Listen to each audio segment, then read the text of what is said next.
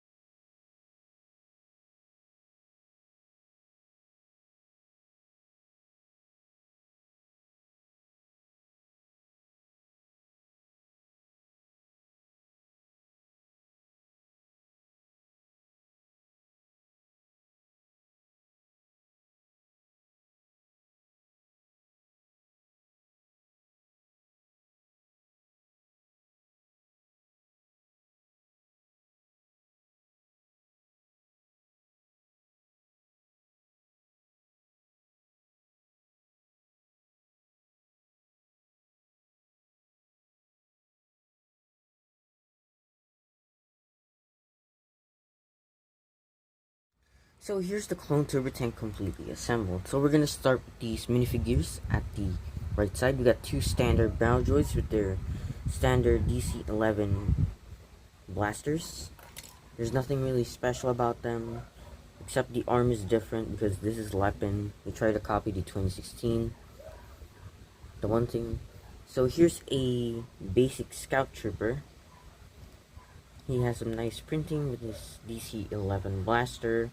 Has some printing at the back, and he has that clone head, which is I cannot remove the helmet. A little difficult. Not gonna even bother showing you. And here's Commander Gree. Has a gray strap, nice printing. The helmet's nice. Has a binoculars. I'll show you why he has that. So here's some back printing. And here's Commander Gree's face, standard clone, which is the same one in the 41st Scout Trooper. So I'm not going to bother showing you. And here's, I forgot her name, Luminara Unduli. She comes with a chrome lightsaber hilt with a green lightsaber blade. She has a alternative face expression.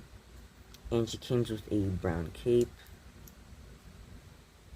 So here's what her angry face looks like. So nothing really special about that. That's fine. So we got Qui-Gon Voss. So here has some nice printing. He has the same lightsaber as the other Jedi. I forgot her name already. And his torso is easy to break. So there are some cracks. So if you get this set, be careful when attaching their legs to their torsos. It applies to all minifigures.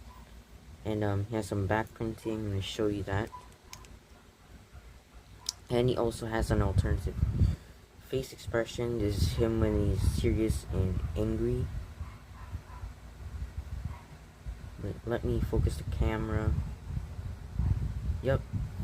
So that's pretty much it. And you can see here is an olive green minifig scale ATRT.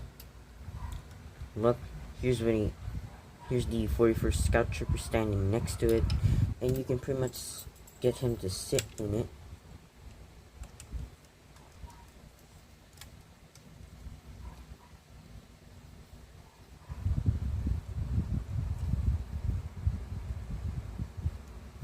Here's him, and you can, so the ATRT's legs can go forward, not really, but it can go backward. There's some joints on this leg, so there's a lot of range of motion. So you can really move the legs around. And there's a stud shooter, and you can move the stud shooter around on different angles. Aim it how much you like it. and here's two antennas that you can fold down. I'll show you later. It will be useful for later. So now let's review the clone turbo tank. So here is the 2016 clone turbo tank. So here's what it looks like next to a minifigure. So I guess that's like 4 minifigures high on top of each other, maybe even a brick. And let's start at the exterior of the tank. The tank has some suspension. It has individual and independent suspension. One of them can go like this. One of them can go like this if they want to. So let's start with the front. So the front has twin anti-personnel laser guns at the front that can only elevate downwards and upwards. So this is pretty much that they can go. So there's some red markings on the tank. And here's some headlights. Two on top and one on each side. Here's some glass so they can see through. And here are the rocket launchers on the side. Only 2 spring-loaded shooters. It should have been 4 to make it accurate. But they're really easy to fire when you accidentally press on them, so I recommend removing them. So here's the twin laser cannons that rotates. Yes, it's a twin laser cannon, if you're wondering what it is. In the Star Wars lore, it actually rotates like that. And it's twin laser cannons. But it was never really used. I wonder why. The clone turbo tank was mostly seen on the episode 3 and in the Clone Wars. The Battle of Kashyyyk and where Ahsoka was on the back of the tank. So here's the neck of the tank. Not really, because it kind of looks like an ATT. This looks like the neck of it. So you can open it on both sides, and there's a yellow crate. You can pretty much open this crate. Hold on, I'm filming using 2 hands. So it has 2 extra stud shooters and a thermal detonator. So that's pretty much it. You can't fit a minifigure in there, just a crate. So that's not really used. So here's some details. So use the phones, yeah, the gray stuff. And here's some more red markings on the back. Here's some glass so they can see through. And here's a rotating turret, and it has 2 star shooters. So we're finally done with the exterior. Wait, one more thing. And it has a carrying handle. You can carry the set with no problem. It's pretty strong. And the laser turret that is manually controlled from the inside and the outside. And in the lore it says can. But anyways, you pretty much have one of the clone troopers. And you can have Commander Grease standing here. That's why he has binoculars. And this is a post, a lookout tower that can elevate, and you can go downwards, and it can rotate because there's a console. As you can see, there's a console. Let me remove Commander Grease. So here's a console for him to control. So he can go upwards, downwards. He can rotate the tower, lookout tower. So I'm pretty sure that's it for the exterior. So we're gonna go look at the interior. You can open the tank, like really open it, on each side, and at the front, and up on top. So here at the front, we have the driver and the gunner. And you can put the scout trooper at the front to make him man the guns. And here's Commander Grease driving. So yeah, that's what it looks like. That's pretty much it. And here's a spot for the ATRT. You think there should have been a plate to put minifigures on it, but no. So you have to fold the ATRT. So I'm gonna fold it. This is really difficult. Just using 2 hands. So you gotta fold the ATRT and the antenna. This is how it should look like. And you can pretty much place the ATRT. And the reason why there are holes, because for the stud shooter, that pretty much explains it. That's why. And you can see this yellow gear knob. You can pretty much rotate it that way, so you can extend the lookout tower. But you can pretty much pull it up and downwards from the outside. So yeah, it's pretty much easier to do that from the outside. So that's pretty much it for the front section.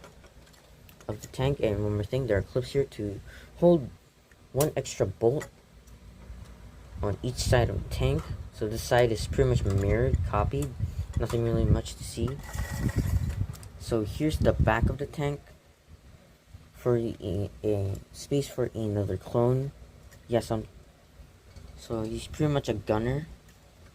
He can control the back of the turret and also drive the tank, because it says on the lore doesn't really matter which is the front, because he can drive either way. He's a driver and a gunner. So the only reason why this is the front, most of the guns are pointing that way.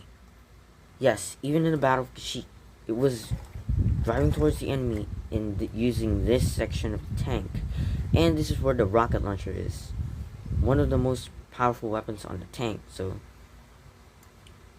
yeah, so pretty much it. There's one problem with the 2016 tech set in the official Lego Star Wars tank and the LEPIN. It is lacking of clones.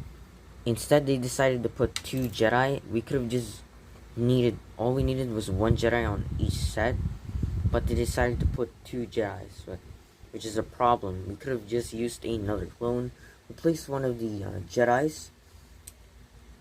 So 1 Scout Trooper and Commander Grievous here, and 1 Scout Trooper at the back, and we can have the 2 Jedis, one of them standing here, and one of them mounting the guns here that can rotate 360 degrees, which could have been better. So that's all I have to say for this tank and this set. So that's all for today's video. Thank you so much for watching. Please like, share, subscribe to this channel, and don't forget to click the notification bell to be updated. Thank you so much for watching. See you in the next video. Bye guys.